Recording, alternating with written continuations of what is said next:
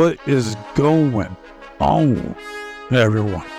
And welcome to No Chill Promos. How y'all doing? Hope y'all having a blessed day today. And before I begin today's video, just want to do a quick shout out to all the subscribers to the channel. Appreciate all you guys. And I have an announcement for anyone that actually cares. I'm going to be moving to Rumble as well. I'm going to start uploading on there. I want to try to see which channel, which platform grows faster. So I was thinking to myself, I'm like, why am I just handicapping myself to just YouTube? And so fuck it, I'm going to try Rumble as well. And plus, I want to see if I can really play the music that I want to play for these videos on there. So I'm going to test the waters and see how that shit goes. And I'm considering making YouTube shorts. Now, I don't know if I'm just going to take like segments of my videos itself or just upload like original content for the shorts itself.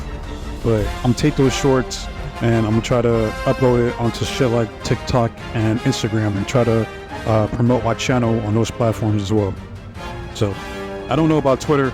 Like, I can tell you that right now. And if there's enough demand eventually for it and people want me to hop on Twitter to give my thoughts out on there, then I guess so. But as of now, fuck it. You know, I don't fuck with Twitter. I'm not trying to argue with retards all day on their trivial opinions. You know, I ain't got time for that shit. So I'm good off of Twitter right now, or X, whatever the fuck you want to call it.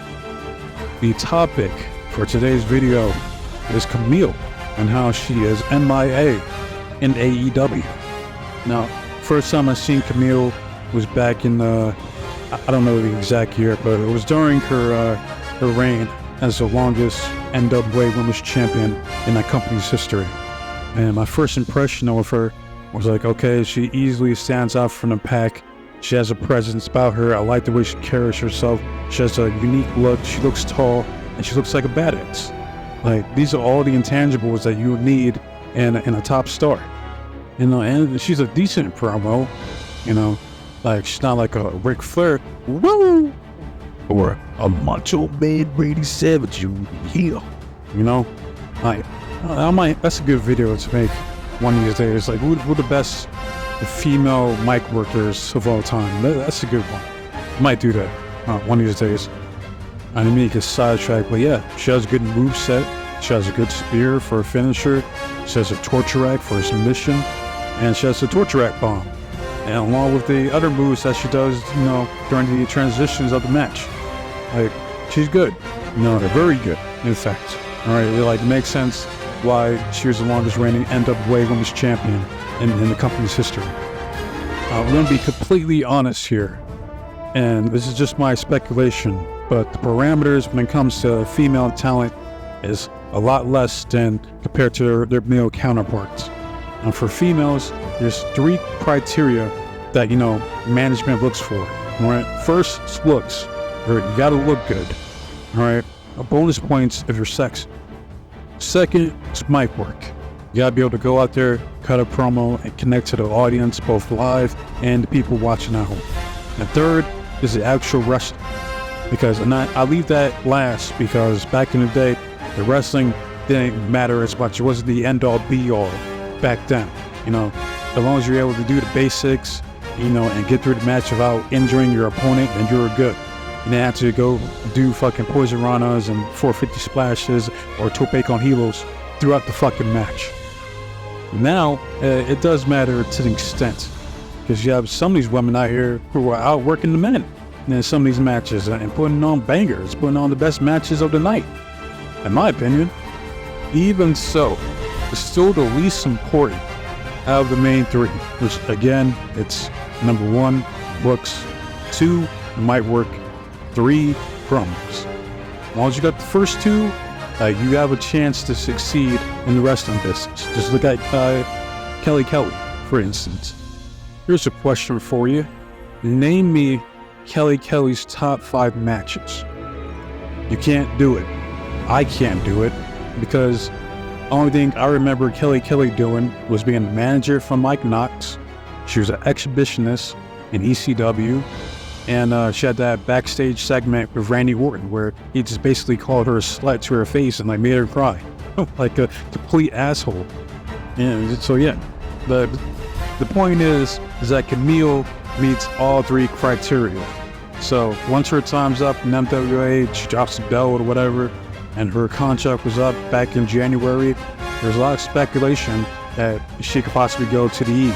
Because you know damn well she would automatically sign her. Me, I'd rather her go to TNA and see her become the Knockouts champion.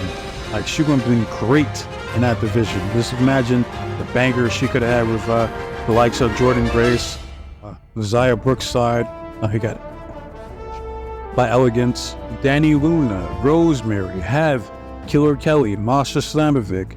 Like, they got some good talent in TNA. But, you know, unfortunately, she didn't sign with TNA, and she didn't sign with WWE. She signed with AEW, of all fucking places. Now, I guess there's like some misunderstanding. I guess there's speculation that she signed back in February. Well, I think she went on to clarify that, she hasn't done any signings since February. I don't know the exact time frame for when she actually signed with the company. The way I see it is, if she was a free agent, correct, and she signed with the company, well, she should have been brought in already at some fucking point as a surprise debut. Now, I get not doing it at Dynasty because that was a Mercedes Moné show, all right? Well, why the fuck was she not called up for Double or Nothing? Like, I was expecting some type of debut or, return for women. Like, it was cool to see my nigga Juice Robinson, Adam Cole, MJF, all those fuckers, but I'm like, what about the women? What are we doing here? The way I see it, Tony Khan, for instance, he was signing new talent, and then you got that said talent sit up to the sidelines. Hey, you guys can sit on the bench for now. I'll let you know when it's time for you to get in the game, okay? And if that's the case, it's like, what the fuck are you signing me if you don't have anything creative for me immediately? Life is too damn short. Like, I'm here, I signed a damn contract, I'm ready to make an impact. Like, put me in the fucking game. Let's do this shit. Let's get this shit popping. But I guess these wrestlers must be okay with it. Like, well, there's not much I could do about this shit. It's out of my hands. But as long as I'm getting paid, I guess it's not too bad. Hopefully, the move for Kamille is Forbidden Door. But at the same time, what do you do with her? Because right now, you got Toni Storm in the middle of a storyline with Mariah May. You got Mercedes Moné, who just won the TBS championship for Willow. Willow's gonna be busy with Chris Statlander, but you don't want to drop out Kamille to Moné, in her first, pay-per-view match. So, I don't know. Their roster is already loaded as it is. So it's like, where do you slot her in at? What I can see Khanman doing is having a surprise contract signing. He's out in the middle of the ring, he cuts a promo saying, the newest signing for All Elite Wrestling is Kamille. Everybody give a round of applause. Kamille, everyone. Yeah. And then the crowd loses her shit. And then she comes, cuts a promo saying, I'm here to put the AEW women's locker room on notice. And yeah, I'm talking to you, the current TBS champion, the so-called CEO, Mercedes Moné, and the current AEW women's world champion, Toni Storm. I want both those belts, and I'm gonna take it. From there, you just have her have a bunch of squash matches with a bunch of local enhancement talent.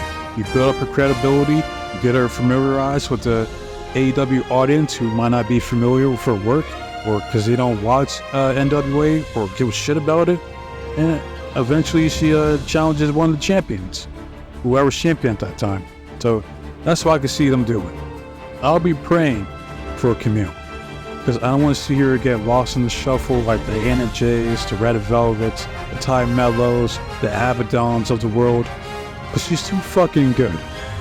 Alright, so I wish her the best of luck, in her AEW career. And hopefully Khanman does right by her, but that remains to be seen. So with that said, I want to hear from you guys. How do you guys feel about Kamille? Do you like her? Do you love her? Do you hate her? Do you know who she even is? And how would you book her in AEW? I want to see you guys' thoughts in the comment section. Like the video, dislike the video if it pissed you off. Subscribe to the channel. If you watched the video in its entirety, thank you from the bottom of my heart. And once again, thank you to all subscribers to the channel. I appreciate y'all. Next video I'm going to be dropping will be about Jordan Grace, aka Big Mama Punk, and her recent NXT debut on Tuesday, and how they should book things moving forward, because it could be a great opportunity for not only TNA but NXT as well. And I wasted enough of you guys' time, so be safe, be blessed, take care of yourself. I'm out this bitch. Till next time.